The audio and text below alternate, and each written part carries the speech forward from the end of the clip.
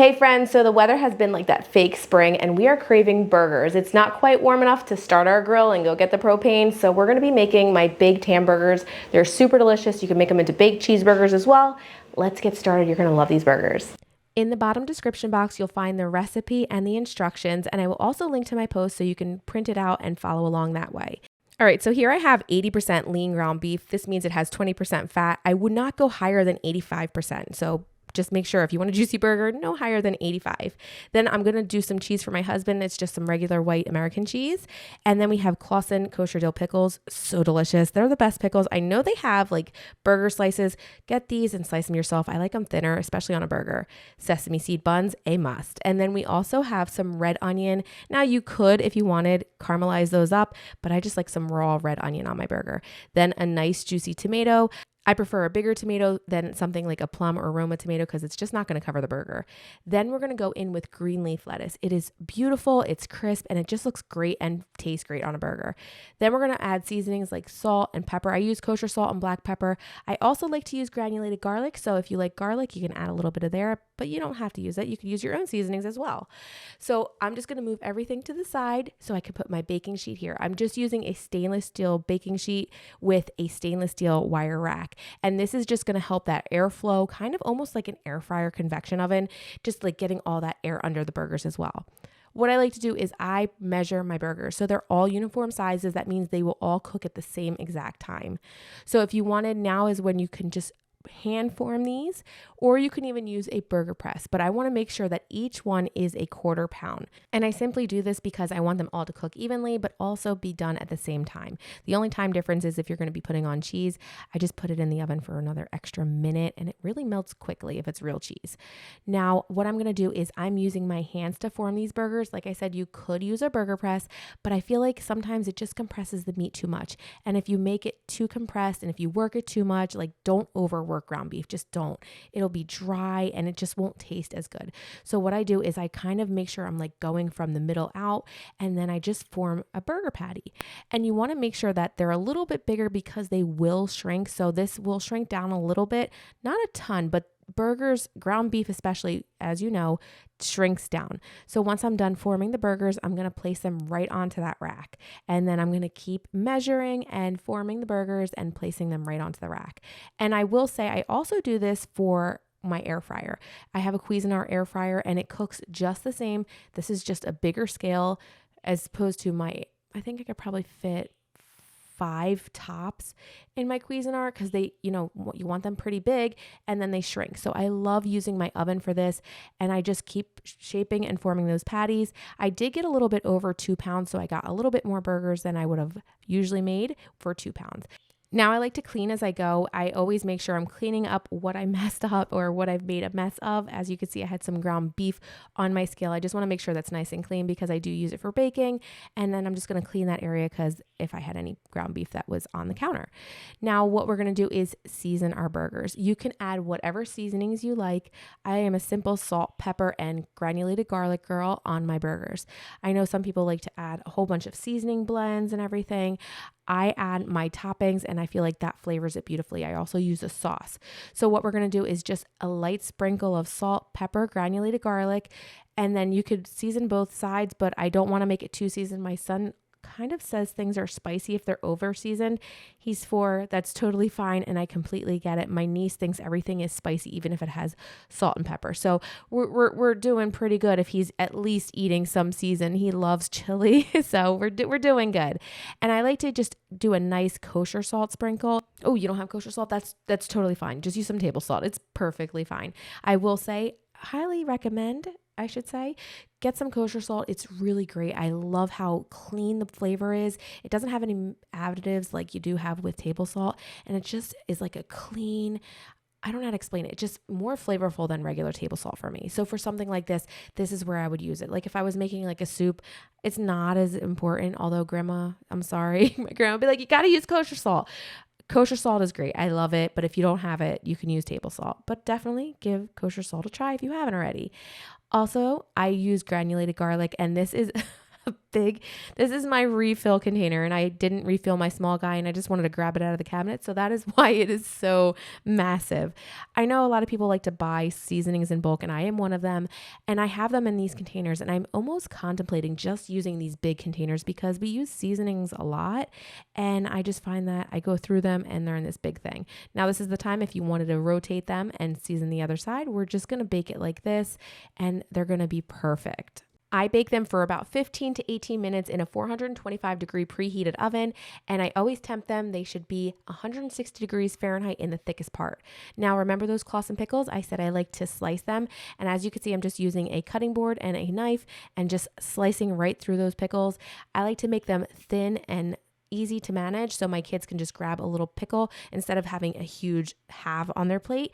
And I also know they do sell those burger slices. A whole bunch of brands make them, but they're always just too big. I like thin pickle slices, and I don't add the ends. I just snack on those. They're good. And I wonder why brands don't make them thin like this. Like, I know you can get it at the sandwich shop. I know you can get it at the fast food drive-thru, but for whatever, I digress. Now we're going to move on to the red onion. Like I had mentioned before, you can make caramelized red onions. I know some people like pickled red onions as well.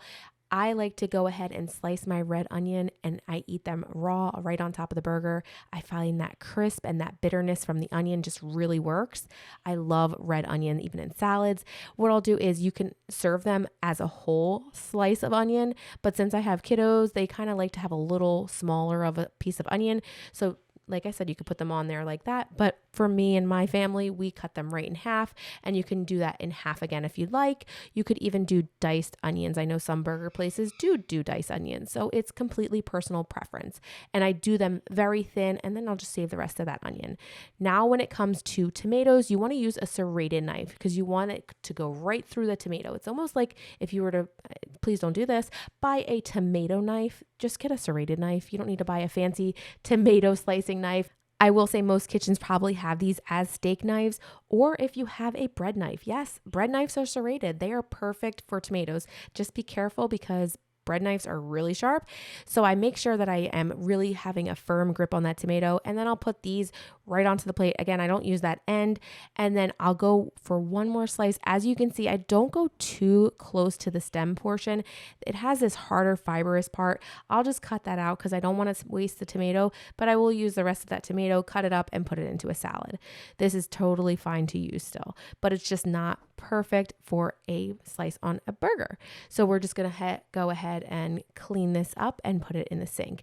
Now I'm going to go ahead and wash my leaf lettuce. I'm going to put that down onto the plate in manageable pieces.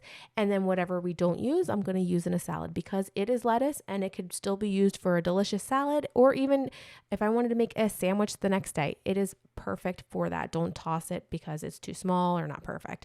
Again, I like to go ahead and clean my area as I go, making sure that I have less to do later. So we're just going to clean that up. I'm sure that I'm going to make a mess, and I actually did make a mess a little bit when I made my sauce. Sauce is totally optional, but every good burger has a sauce in my opinion, even if it's just ketchup, mustard, and mayo. So I'm going to be using some Hellmann's mayo. I'm going to be using some ketchup. Now, I know people are very picky about their mayo, like Duke's, Hellmann's, all that. I'm a Hellmann's girl. I've never tried Duke's though, so I could say that. I've never given it a fair shot. So we've got our mayo, ketchup, some sweet relish. I'm using a little bit of granulated onion, not powdered. You can use powdered if you like, but I just always have granulated in the house. Then we're going to go ahead and use some white vinegar. This is just regular distilled white vinegar. And then we're going to go in with classic yellow mustard. Mine, I haven't used it in so long that it's like all the way at the bottom, so I had to kind of shake it and squirt it out a little bit harder than usual. And then I'm going to go ahead and mix and mix and mix until this combines. It will look like it's not coming together, but you just got to mix it up a little bit. You could even use a little whisk. I have a little spoon, and I love these little spoons because it's just super simple for my kiddos to grab and spread it on. You could use like a butter knife, but I just find that this little spoon works really well. And then I'm just mixing it, and then I'm going to taste it and then realize I forgot sugar. I like to add a little bit of sugar. I just find that the sweetness actually brings it all together because we have the vinegar, we have the mustard. It just makes it all cohesive. I will also mention that I do not have a recipe for this. This is all to taste. As you can see, I'm just literally mixing it, eyeballing everything. So you can make whatever burger sauce you like. I'm sure there's a lot of great ones on the internet. I will be sharing this once I probably measure it out, but I am such a 2-eye person when it comes to this sauce. I am so sorry about that. That will be on my to-do list. We're going to take a nice little portion of that and spread it over top of our bread. And then it is time for the main event. That is our baked hamburgers. You can see my husband's 2 baked cheeseburgers right in front and center. I'm going to place it right onto my bun. Now, if you wanted, you could have easily toasted these buns with a little bit of butter, but we have a dairy allergy in our home, so we didn't do that. We're taking those deliciously thin sliced red onions, a slice of tomato, some of that crisp green leaf lettuce, and then, of course, those thinly sliced pickles. You can cut them even thinner if you wanted. I was just videoing and making sure everything was in focus, so I didn't get them as thin as I wanted to, but they're still perfect for this burger. And that is it, guys. Oh my gosh, it is so good. I cannot wait to dig in. My family loves this burger. They're perfect for entertaining, and you could even make 2 trays at a time in the oven, which is amazing. You don't need to just make them on the grill. Our burgers are all done. I like to do a slice of tomato, some red onion, some sauce, and a little bit of lettuce and pickles. So I'm gonna go ahead and take a taste. I can't wait. I haven't had this in quite a bit. I need to do it with 2 hands, so I'm gonna put my plate with my fries down. I like to serve it with fries or tater tots. Let's go in for a bite. Oh, it's so good. The burger is nice and juicy. What I love about cooking them in the oven is they are cooked to temperature, and they're also still juicy. They're so good. Whatever toppings you like will always go on this burger. You can do some caramelized onions, even like if you wanted to do a different type of burger, like a pineapple burger. I'm so ready to finish this burger. I'm gonna go eat the rest of it with my family. I hope you guys enjoy this recipe, and I will see you soon. Thank you so much for watching. Bye, friends.